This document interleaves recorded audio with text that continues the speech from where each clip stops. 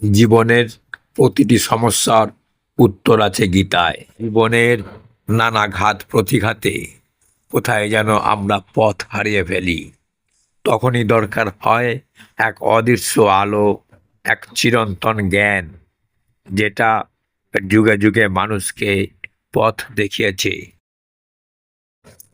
আজ আমরা শুনব ভগবদ্গীতার 10টি অমূল্য বাণী, যা জীবনের প্রতিটি স্তরে আলো দেখাতে পারে। চলো ডুব দিই জ্ঞানের এই মহাসাগরে।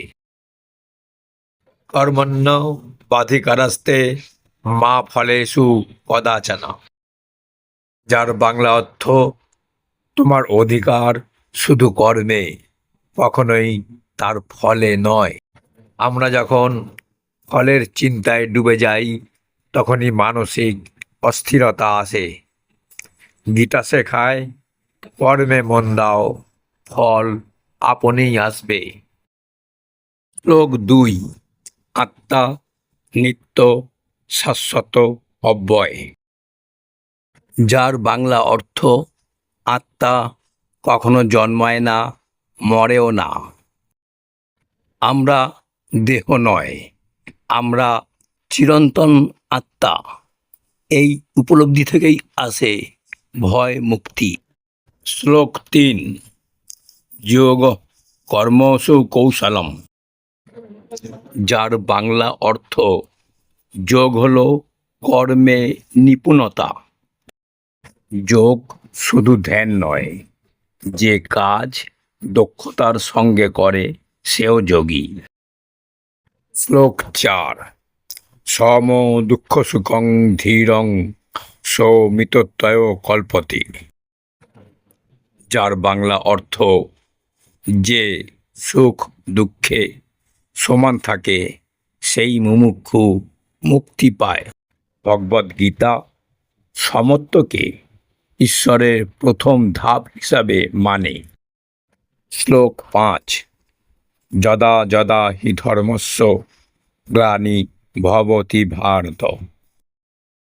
যার বাংলা অর্থ, যখনই ধর্ম হ্রাস পায় আমি অবতার গ্রহণ করি। ভগবান আমাদের আশ্বাস দেন, ধর্মের পথে যারা চলে তিনি সর্বদা তাদের পাশে থাকেন। শ্লোক 6, আত্মানং ন অবসাদয়তে। যার বাংলা অর্থ, নিজেকে নিজে উন্নত করো, নিজেকেই নিজে দাস করো না। আমরা অনেক সময় বলি, আমি পারবো না, আমি দুর্বল। গীতা বলে, এই নিরাশা হচ্ছে তোমার সবচেয়ে বড় শত্রু। নিজেকে ছোট ভাবা মানে ঈশ্বরকে ছোট ভাবা, কারণ তিনি তো তোমার মধ্যেই আছেন। শ্লোক 7, মত সর্বভূত হৃদয়স্থম।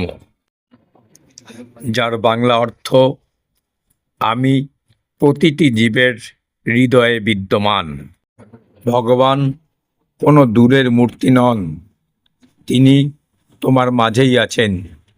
যখন তুমি দয়ালু হও, করুণা দেখাও, সাহস দেখাও, তুমি তখন ভগবানকেই প্রকাশ করছো। এই উপলব্ধি আমাদের আত্মবিশ্বাস বাড়ায়। শ্লোক 8, জ্ঞানাগ্নিং দগ্ধ কর্মণা নম।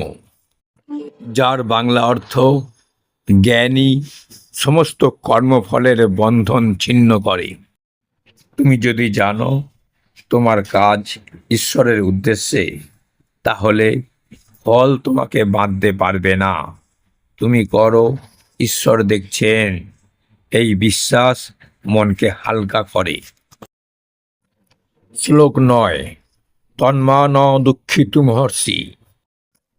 যার বাংলা অর্থ, যার জন্য তুমি কাঁদছ তারা মরেনি বা হারায়নি।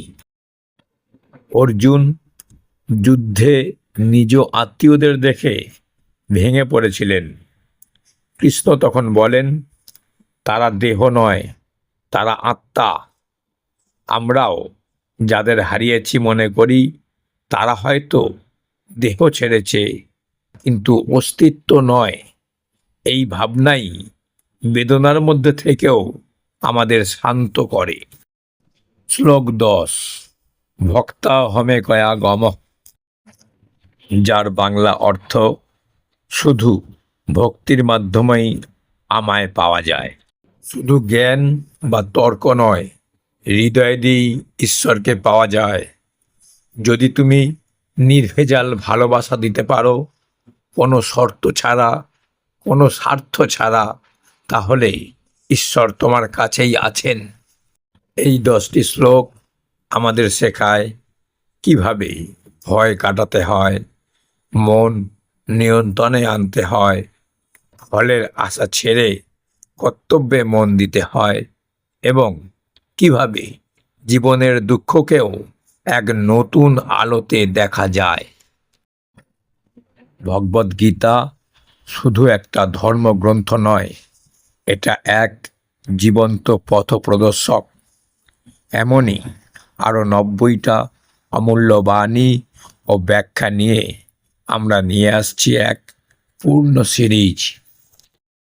চ্যানেলটি সাবস্ক্রাইব করে রেখো আর শেয়ার করো সেই বন্ধুদের সঙ্গে যাদের হৃদয়ে আজ একটু আলো দরকার। ওম শান্তি।